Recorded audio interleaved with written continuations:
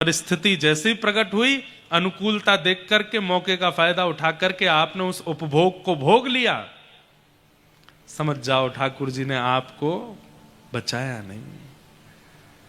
इसलिए रक्षा विषयों से होती है। संसार में तो भाई जब जिसको मरना है वो मर ही जाएगा। किसी को पहाड़ से गिर के मरना होगा, किसी की मृत्यु अटैक से होनी होगी, किसी की मृत्यु बीमारी से होनी होगी। मृत्यु को तो बहाना चाहिए। हम सबकी मृत्यु बहाने से आएगी। कई बार जीवन में हम बच गए किसी स्थिति में, तो वहां तो यही मानना चाहिए कि यहां मेरी मृत्यु नहीं थी, आगे आएगी। वहां ठाकुर जी ने रक्षा नहीं की आपकी। ठाकुर जी रक्षा तो विषयों में करते हैं, विषयों में रक्षा करते हैं।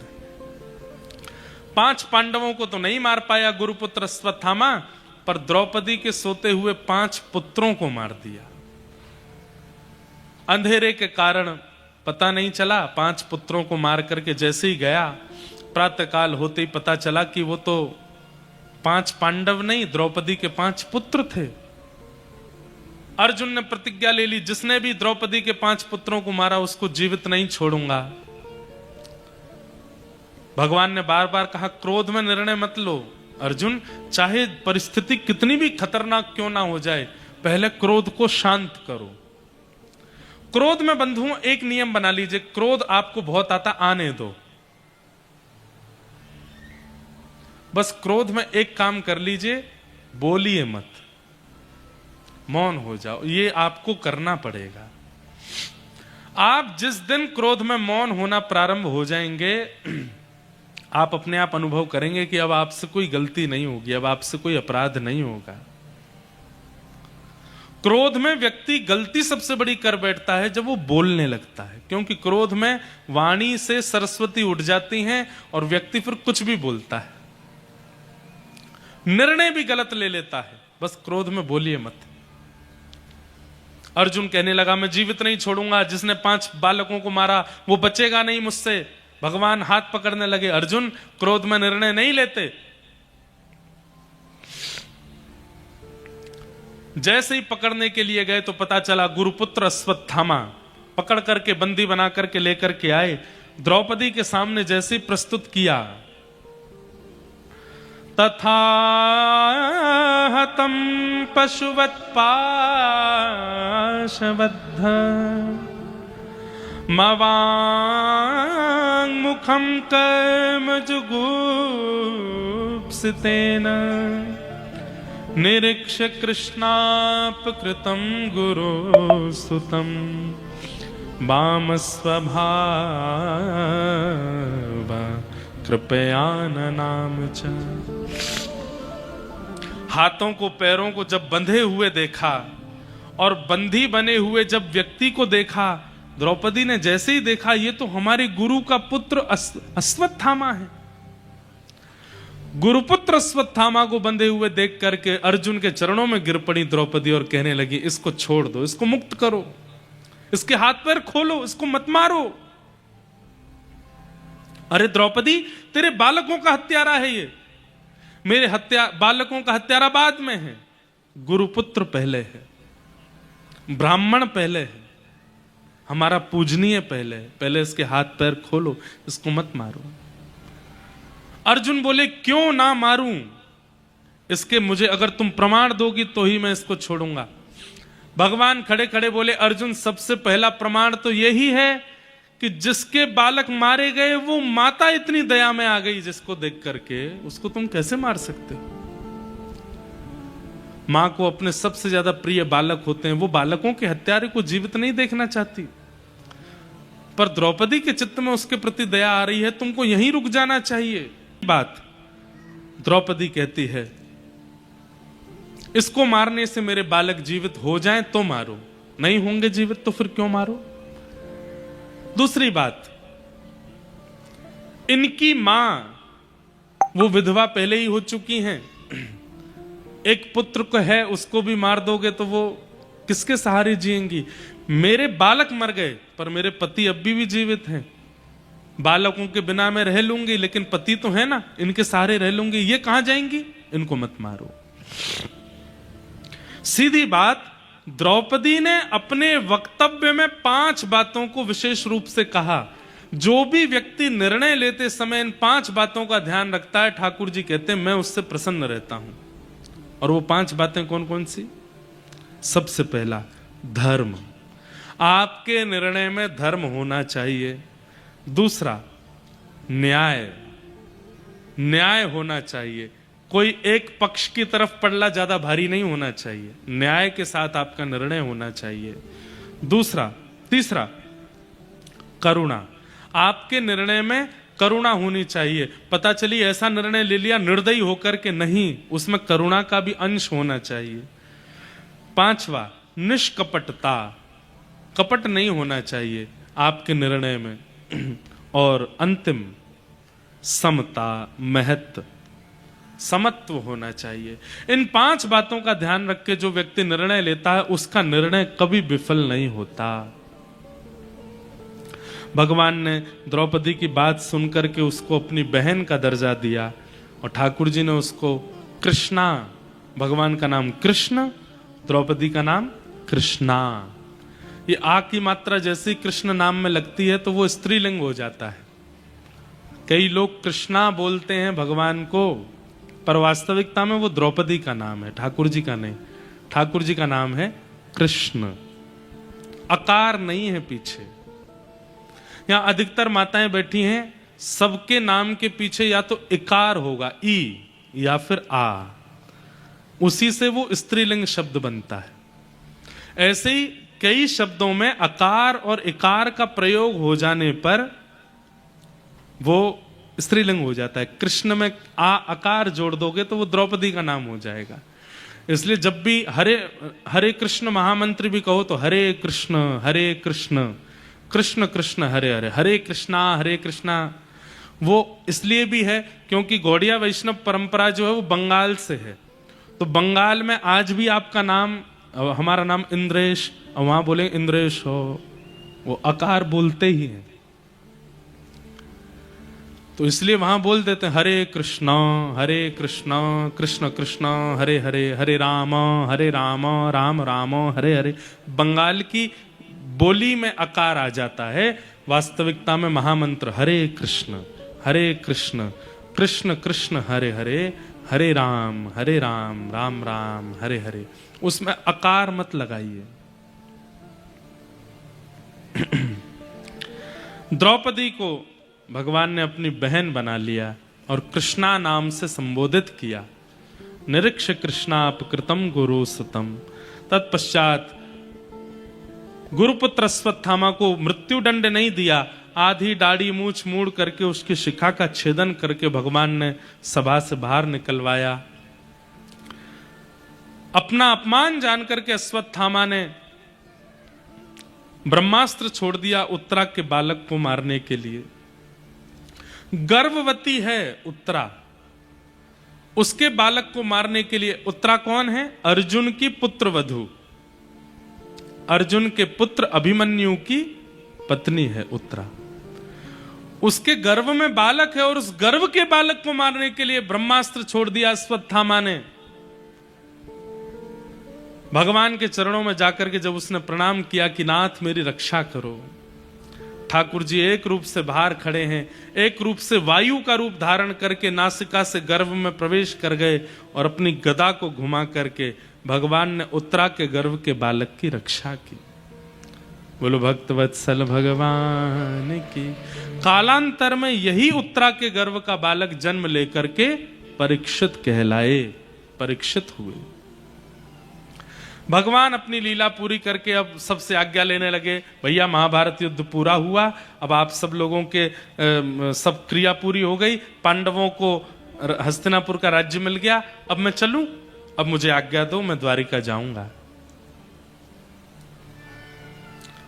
तब भुआ कुंती ने आकर के भगवान की स्तुति गाई, और कुंती ने जो स्तुति गाई है बहुत सुंदर है। नमस्ये पुरुषं त्वाद्यं ईश्वरं प्रकृते परं अलक्ष्यम सर्वभूतानां अंतर्बहिरवस्थितम्।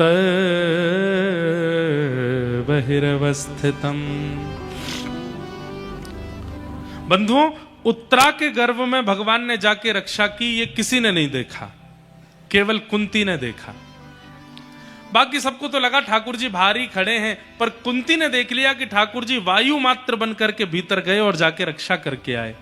अब भगवान रथ में आरूढ़ होकर के जैसे ही द्वारिका के लिए जाने लगे, कुंती ने दोनों रथों घोड़ों की चाबुक पकड़ ली और रथ रोक दिया। भगवान बोले, कहो भुआ क्या बात है? बोले, नीचे आओ, हमें बात करनी है आपसे। ठाकुर जी नीचे उतर के आए। बंधुओं, 3 पात्र महाभारत में ऐसे हैं ठाकुर जी को बहुत प्रिय हैं।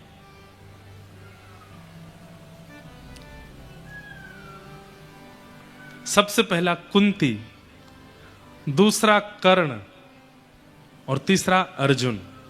ये तीनों ठाकुर जी को बहुत प्रिय हैं। उनमें पहला नाम कुंती का है। कहो भुआ क्या बात है, आपने हमारा रथ रोक लिया? बोली कि मुझे आपसे कुछ बात करनी है। बोले, क्या बात करनी है? बोले, मैं आपको प्रणाम करना चाहती हूँ। चरणों में प्रणाम किया तो ठाकुर जी उल्टा प्रणाम करने लगे। भुआ, उल्टी गंगा बहा रही हो? भतीजे हैं हम आपके, हमें आपको प्रणाम करना चाहिए, आप हमको क्यों प्रणाम करती हो? बोले, जब पता चल जाए कि भतीजा भगवान है तो फिर उसको प्रणाम ही करना पड़ेगा ना। आप हमारे परमात्मा हो, इसलिए हम आपको प्रणाम। अच्छा, हम भगवान हैं? हाँ, ऐसा कौन सा काम किया हमने जो हम भगवान हैं? बोले, क्योंकि आप बाहर भी खड़े रहते हो, सबके भीतर भी चले जाते हो, मैंने देखा आपने। बोले, मैं जानती तो हमेशा से हूं, बचपन से जानती हूं कि आप भगवान हो, लेकिन आज मैंने प्रत्यक्ष रूप से आपकी एक लीला देखी। आप बाहर खड़े थे और आपने उत्तरा के गर्भ में प्रवेश करके उसके बालक की रक्षा की। अलक्ष्यम सर्वभूतानाम अंतर्बहिरवस्थितम। जो अंदर बाहर सब जगह रहे वही तो परमात्मा होता है, इसलिए मैं आपको प्रणाम कर रही हूं। बंधुओं, ठाकुर जी की चोरी कोई नहीं पकड़ सकता, लेकिन भक्त पकड़ लेते हैं। ठाकुर जी की लीला को सब भक्त पकड़ लेते हैं। 2 मिनट में भक्तों के पकड़ में ठाकुर जी आ जाते हैं।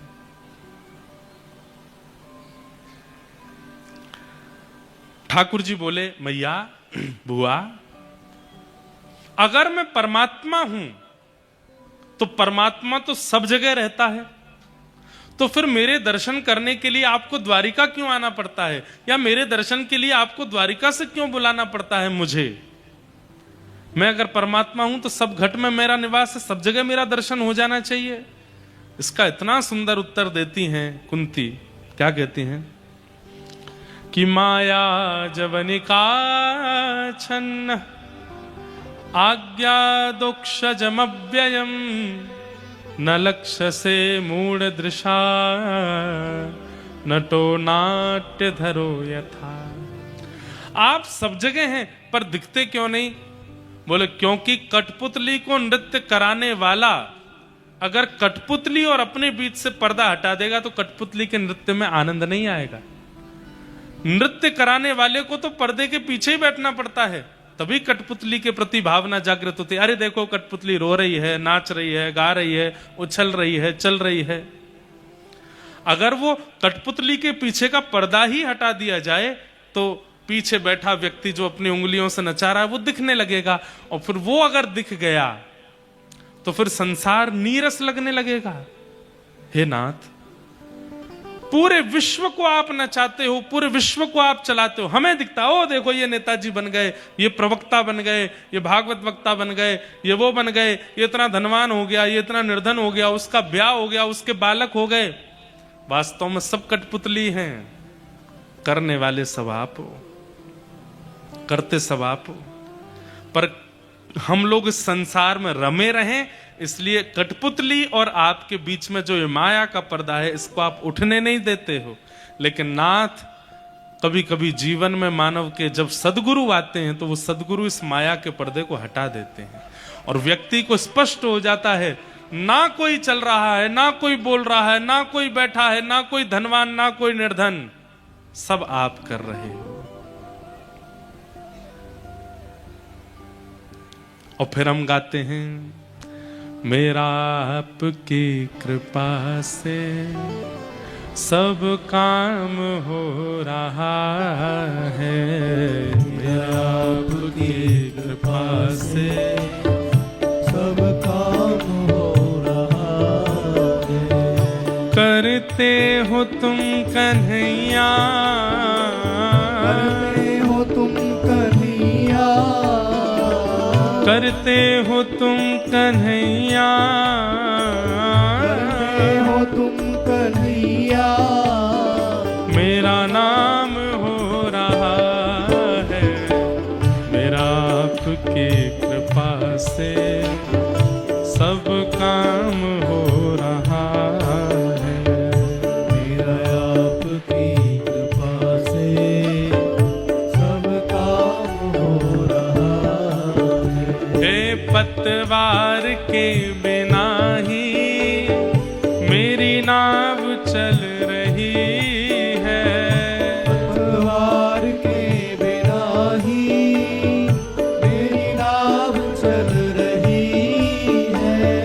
हैरान है जमाना मंजिल भी मिल रही है, हैरान है जमाना मंजिल भी मिल रही है।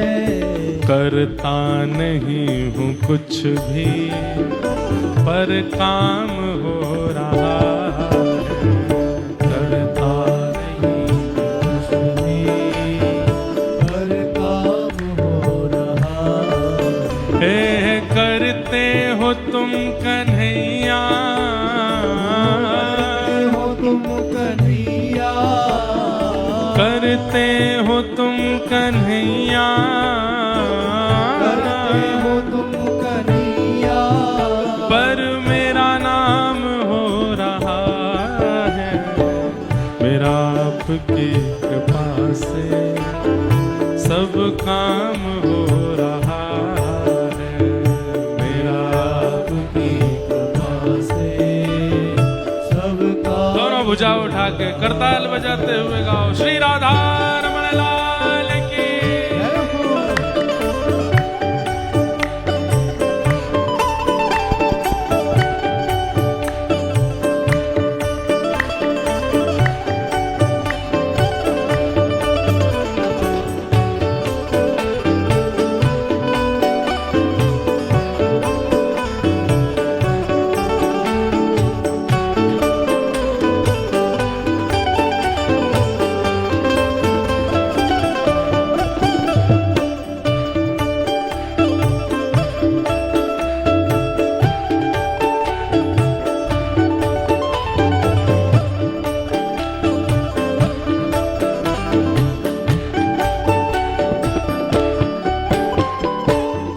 साथ हो जो मेरे, किस बात की कमी है, तुम साथ हो जो मेरे, किस बात की कमी है। किसी और वस्तु की अब दरकार भी नहीं है, किसी और वस्तु की अब दरकार भी नहीं हो है। तुम साथ हो जो मेरे, किस बात की कमी है, तुम साथ हो जो मेरे, किस बात की कमी है।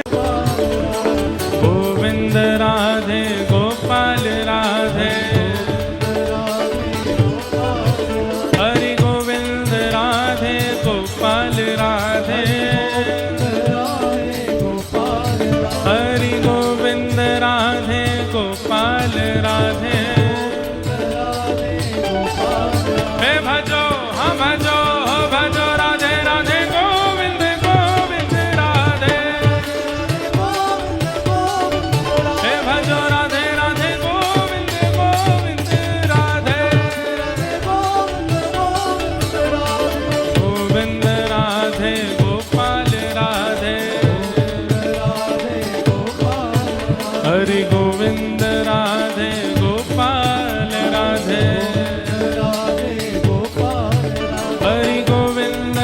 राधे गोपाल राधे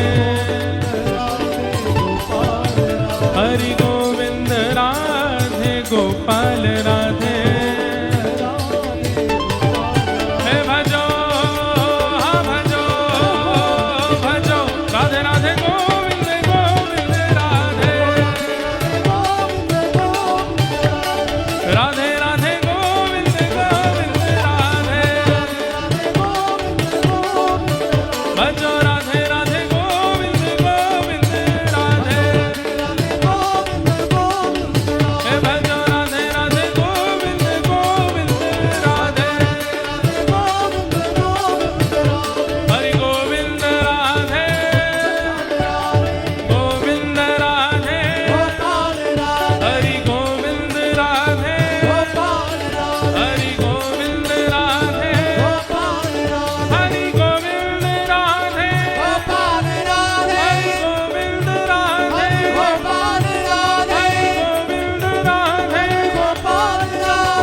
हरि गोविंद राधे हे राधे राधे गोविंद गोविंद राधे हरि राधे राधे गोविंद गोविंद राधे भजो भजो राधे राधे गोविंद गोविंद राधे भजो राधे राधे गोविंद गोविंद राधे जय जय श्री राम जय जय श्री राम जय जय श्री राम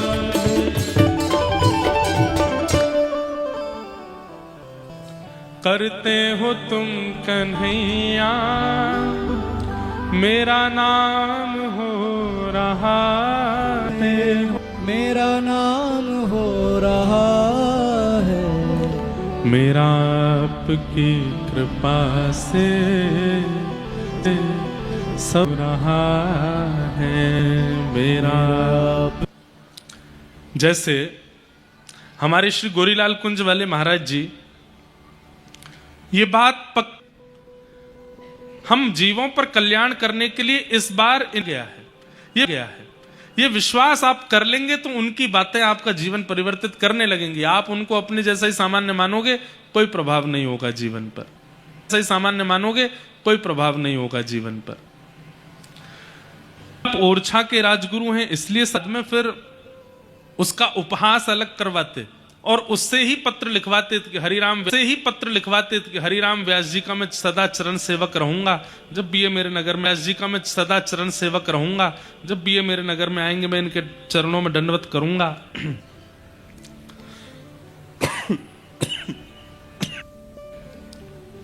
यहां तक कि स्याही से उसके घर के बाहर भी लिखवा देते थे ताकि आने जाने वाले सब लोगों को पता चले कि मैं श्री हरिराम व्यास जी से हारा हुआ हूं। इतना अपमान करते थे। हराना एक बात है, उससे विजय पत्र ले लेना ये भी चलो यहां तक भी ठीक है, पर उसके द्वार पर लिखवा देना कि ये मुझसे हारा है, ये तो बहुत बड़ा, ये तो अपमान हो गया ना। अपमान। कठिन परिस्थिति आवे तो जरूरी नहीं कि आपको भी पूरी कठिनाई से ही उसका सामना करना है। कभी कभी शांत बैठ करके भी राम व्यास जी बोले तुम्हें मैं प्रश्न उत्तरी करने वाला लगता हूं? अरे मेरे एक एक वाक्य पर हजार हजार ब्राह्मण बैठ करके वाक्य निर्माण करते हैं। तुमको लगता है कि तुम सामान्य से ब्राह्मण मुझसे प्रश्न करोगे मैं उसका उत्तर दूंगा? महादेव बोले विशिष्ट ब्राह्मणों के प्रश्नों का उत्तर तो आपने दिया ही है, एक बार सामान्य ब्राह्मण का भी दे दो, क्योंकि मेरे प्रश्न का उत्तर कोई और दे नहीं पाया इसलिए मैं आपके पास आया हूं। हरिराम व्यास जी बोले बोलो क्या प्रश्न है तुम्हारा? महादेव बोले मैं ये पूछना चाहता हूं विवेक किसे कहते हैं? हरिराम व्यास जी पहले तो हंसे, बोले यही प्रश्न है बस? बोले हाँ बस यही प्रश्न है, बस यही बता दीजिए विवेक किसे कहते हैं? बोले विवेक का मतलब होता है सद और असद का बोध होना। एक होता है ज्ञानी व्यक्ति और एक होता, रावण ज्ञानी था, विवेकी नहीं। हरिराम व्यास जी ने पूछा विवेक क्या है? शंकर जी ने पूछा विवेक क्या? हरिराम व्यास जी बोले सही और गलत की पहचान जिसको हो उसे विवेक कहते हैं। अच्छा, विशाखा का ही अवतार आपके रूप में हुआ है, आप इसलिए ज्ञानी नहीं बने कि आप सबको हराओ, आप इसलिए ज्ञानी बने ताकि अपनी वाणी के प्रभाव से सबको वृंदावन बसाओ। वृंदावन का यश गाने के लिए आप आए हो, जाइए। उसी समय हरिराम व्यास जी वापस ओरछा आ गए। अब सीधे वृंदावन क्यों नहीं गए? क्योंकि मन में ग्लानि हो रही है। हरि राजत दंपति भो,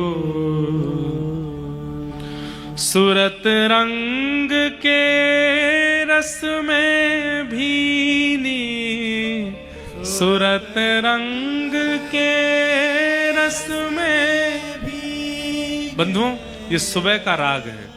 सुबह सुबह ठाकुर जी को इसी राग में ही उठाना चाहिए और हो सके तो यही पद गा के उठाना चाहिए। ठाकुर जी उठे हैं और से सैया पर अपनी अंगड़ाई ले रहे हैं, आंख मीड़ रहे हैं, उन सब का वर्णन है इस पद में। सुरत रंग के रस में नहीं पड़ा, दौड़ पड़े जहां से स्वर आ रहे थे वहां की ओर,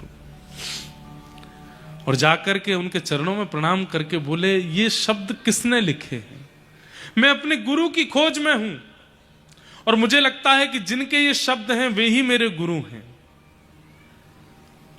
नागरीदास जी ने तुरंत बताया, वृंदावन में विराजमान श्री राधा वल्लभ लाल जी को विराजमान जिन्होंने किया, ऐसे श्री हितरवंश महाप्रभु के ये शब्द हैं। बोले मुझे ले चलिए बस उनके पास। हरिराम व्यास जी निकल पड़े वृंदावन की ओर। बंधुओं, कभी भी किसी तीर्थ में, किसी धाम में, किसी श्रेष्ठ जगह पर प्रयास कीजिएगा, एक बार किसी आचार्य के साथ दर्शन करने जाओ और आचार्य को आगे खड़ा करना, उनके पीछे से दर्शन करना। अब क्या होगा वो आप हमको फिर अनुभव करके बताना। आज तक जहां कहीं भी अकेले दर्शन करने गए हो, अच्छी बात है, उसका अनुभव आपको है। एक बार किसी श्रेष्ठ आचार्य की सन्निधि में जाना और उनके वरद हस्त के नीचे से दर्शन करना ठाकुर जी का, उनके पीछे खड़े होकर दर्शन करना ठाकुर जी का, फिर जो अनुभव होगा वो अद्वितीय होगा। हमने तो किए हैं इसलिए हम आपको बता रहे हैं। हरिराम व्यास जी निकल पड़े वृंदावन की ओर। चलो मैंने वृंदावन की ओर, चलो मैंने वृंदावन की ओर, चलो मैंने वृंदावन की ओर, चलो वृंदावन की ओर, वृंदावन की ओर, वृंदावन की ओर, वृंदावन की ओर, चलो मन वृंदावन की ओर, चलो मन वृंदावन की ओर।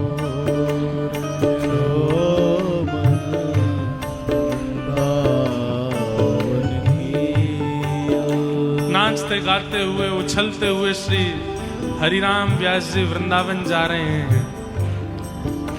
मैंने पहले भी कहा है, मध्य प्रदेश का सौभाग्य है कि वृंदावन का यश गाने वाले सबसे ज्यादा आचार्य इस मध्य प्रदेश की भूमि पर ही हुए, और उनमें सबसे ऊपर नाम आता है श्री हरिराम व्यास जी का। हे चलो मन वृंदावन की ओर, चलो मन वृंदावन की